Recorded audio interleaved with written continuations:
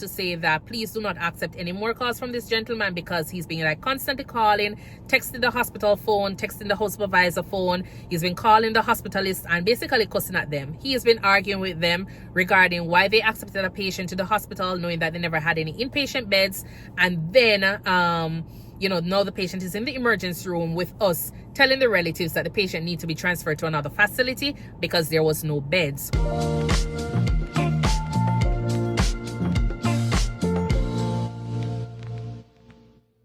The day I was there, prop up the patient and do everything, daughter came back in the room and she was like, oh my God, my mom was looking so good. I did a really good job. The room was smelling clean. Everything was like, well cleaned up and everything. You understand? And she had offered for her to get a, what's it called again? She had offered to get me some Starbucks. Starbucks, because she's so impressed with everything. And she was like, oh, you must be the A nurse that is coming on working the shift. And she was excited that I was working with her because I went through, explained everything that was happening. I said to her that there was gonna be a delay in the emergency room because we have no beds right now. I like to be upfront with what's happening with my patient because I don't want it to be a case where they expect to be in the emergency room for a short period and then only to hear that the next 3 days they're there and nobody said anything to them from the time that they've been there. So I always like to say, hey, there's going to be an extension in terms of the wait in the emergency room because we have no beds right now, but once we get a bed available, we'll get you to the room. All right, so everything was fine in the early part of the morning.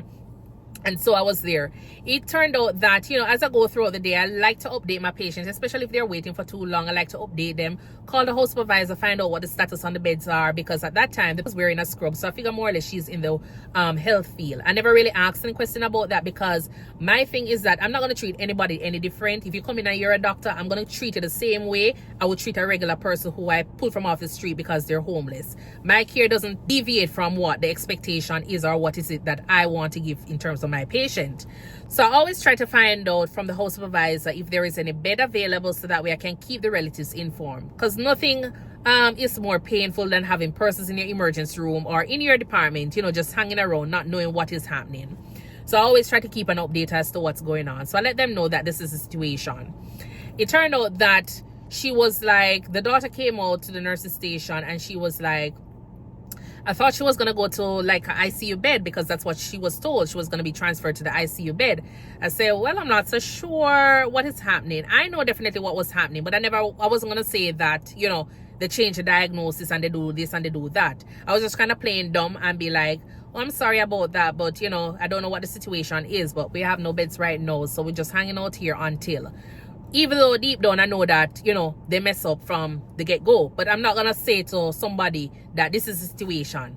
The hospital mess up and accept the patient even though they know that they never have any bed. Them accept the patient and now you are here in the emergency room having to deal with another emergency long stay, So I wasn't going to do that. So I said, I'm sorry about that, but this is the situation. I'll call the host supervisor. When I called the host supervisor and explained to her that, this is the situation, we have a bigger problem here because the relatives were of the mindset that they were going to go directly to a floor. And now it's almost 12 hours since they're in the emergency room and they haven't gotten any update as to why they're in the emergency room, except that they're just waiting on a bed. And now the relative is saying that they thought they were going to go directly to a room. So anyways, the host supervisor said, well, for the next couple of hours, next 6 hours, we're not going to have any beds. So we can actually either, have them get transferred to another facility to get a bed because there's no bed. After 11 in the morning, house supervisor is saying 5 o'clock in the evening, up to 5 o'clock in the evening, 6 o'clock in the evening, there is not going to be any bed. So it was my responsibility now because I've been working with her. I've been updating her, doing all the different, calls. I call respiratory therapist to say, hey, this is the situation. She's breathing a little faster. And this is what the settings on the BiPAP machine is saying. Can you come and look at this? So I've been literally updating this patient and the relative during that time. During that time, as I say, we had only 3 beds remaining because remember, there is no more beds in the hospital. That was what we were told from the morning. There's no more beds in the hospital. So we only have 3 rooms that has 3 beds. We have 3 literal chairs that can actually move in the department because they only provide 5 chairs in the department. The chairs in the waiting area, they are actually stuck to the floor so they can't move. There is literally no more beds. There is no more chair in the department. That's what we have. 5 beds, 5 chairs, and some chairs that are stuck to the ground in the waiting department, the waiting room.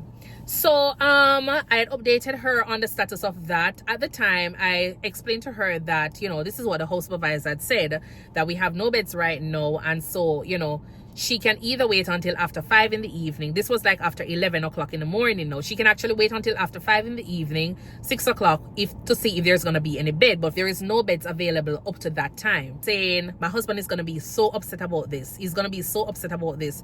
And that's when I was like, oh my word, yeah, this is where it's at now, because everybody's going to be upset, and then no, the emergency room is going to get the blunt of it, because this is where the patient is at.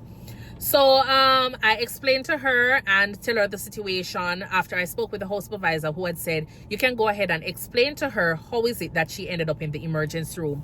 How is it that she moved from a status from ICU to emergency room, given the fact that the hospital that they were transferring from, they changed the diagnosis because there was no beds available inpatient, and so now the patient is being sent to the emergency room because we never needed to get a doctor's approval to accept the patient.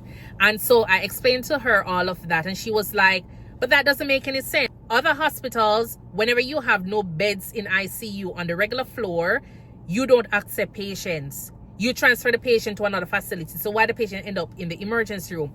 It was at that time I figured more or less that this lady, she knew more information about the process of working in the emergency room. So I called back the house supervisor and I was like, you know, this is a situation, because no, I thought this lady never really knew much, but she knows more than what we are thinking. So I said to her, she's thinking the same thing that I am thinking, where why this patient is in the emergency room and not to the floor. And if there's no bed, why did the patient end up in the emergency room to generate another emergency room visit for something that she could have been transferred to another facility regarding? So anyways, after I explained to her, I apologized to her, and, you know, she was like, you know, you're fine, you were doing a good job and whatever, but this is the part that pisses her off. So I'm like, I'm so sorry about that, but I'm just going by what, you know, the house supervisor just said. So I call back the house supervisor. The house supervisor says, you know what, I'm going to call what we would consider to be like an on-call personnel who deals with any other, you know, crap that happens in hospital. Then you can call them. She's going to call that person. And so she went ahead and put out a notification to that person so they can come and address the patients in the emergency room, or that specific patient in the emergency room, regarding the situation. Probably about 30 minutes later, told that, you know, there's a person on the phone that needs to speak with somebody in the emergency room regarding the patient X that we're discussing. At the time when I answered the phone, I answered because I was the one that was doing like a one-to-one. I've been with the patient for the entire time. The other nurse knew a little bit, but I was doing the bulk of, you know, the documenting, interacting with the patient, because as I said, there were 2 patients. So that was basically like my patient, even though we were tag teaming. So I answered the phone. The person was like shouting that they need to speak with the manager for the emergency room, or the emergency room charge nurse. So I said, I'm Stacey, I'm one of the nurses that are working with, you know, the patient, and I want to find out how I can help you, because we don't really have a charge nurse, because both of us are like senior nurses. We have the host supervisor that we go ahead and relay information to whenever we need it. So I explained that to him. He was so upset that how can you have a hospital that doesn't have an emergency room manager? I said, this is a small hospital, so we don't necessarily need a manager in the department. But if you need to speak with the host supervisor, then this is the situation. So I said to him, is there anything that I can help you with, seeing that I'm the one that is caring for the patient? And he started to shout on top of his voice, saying, I am Dr. X. So it was at that time I was like, because the other nurses over the other side was like, there was another nurse who was on orientation and the doctor. So everybody was like, okay then. So he was like shouting. I said, sir, I'm going to ask you not to shout at me. I'm going to ask you not to shout at me, or I'm going to be tempted to hang up the phone.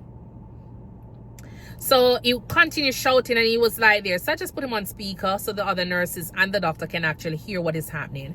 So he started shouting to say that he is Dr. X and he is this and whatever. And he wants to know why we accepted a patient from the hospital and if the patient is in the emergency room. I couldn't get any word in. He started telling me about, you know, how long he's been working in the hospital in the Dallas area and all of his credentials and everything. He was like literally just shouting, being rude, disrespectful. The doctor could hear, the other nurses could hear. I was just there sitting down trying to keep my calm. So anyways, I was there, and he wanted to speak with, the supervisor, and he wanted to find out my credentials. So I explained to him who I am and the position that I was working, because he thought I was just being disrespectful, because I tell him that, I don't want him to be shouting at me. And I told him that I will hang up the phone if he continues to shout at me regarding the situation. You understand? So he wanted to find out what my credentials are, my position, so that way, I guess he could address whoever needs to be addressed regarding the situation. So while I was there, as I say, I had him on speaker so everybody could hear the conversation in terms of the nurses at the nurses station and the doctor. The patients, I don't think they could hear anything because their door was closed. So at the time, after he was finished, I did transfer the call to the host supervisor, and well, I was trying to transfer the call to the host supervisor, but the host supervisor wanted to find out what was happening, explain to the host supervisor the situation about how he's been like rude and disrespectful on the phone, shouting, very upset, and whatever it is that was going on. And so the host supervisor requested that I just get some information from him, name and a contact number, and they will return the call. So anyways, I went ahead to that information and gave it to the host supervisor for them to call back. Before I could know it, the host supervisor called to say that please do not accept any more calls from this gentleman, because he's been like constantly calling, texting the hospital phone, texting the host supervisor phone. He's been calling the hospitalist and basically cussing at them. He has been arguing with them regarding why they accepted a patient to the hospital knowing that they never had any inpatient beds, and then now the patient is in the emergency room with us telling the relatives that the patient needs to be transferred to another facility because there was no beds.